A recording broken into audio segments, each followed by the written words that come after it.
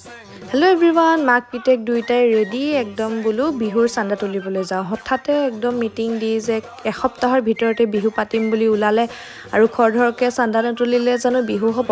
সেইকাৰণে সকলোৱে ভাবিলোঁ চান্দা তুলিবলৈ যাওঁ আৰু ওলাই ৰখি আছোঁ মানুহবোৰ গোট খোৱা লৈ আৰু সকলোৱে গোট খোৱাৰ পিছত মানুহৰ ঘৰে ঘৰে গৈ চান্দা তুলিবলৈ আৰম্ভ কৰিলোঁ।